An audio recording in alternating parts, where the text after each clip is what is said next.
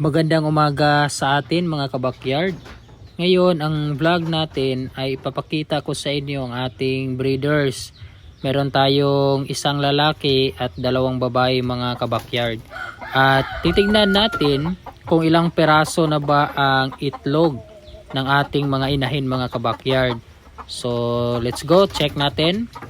So meron tayong, bilangin natin mga kabakyard, 1, 2, 3, 4, 5, 6, 7, 8, 9, 10, 11. So mga kabakyard, meron na tayong 11 itlog sa ating mga breeders mga kabakyard.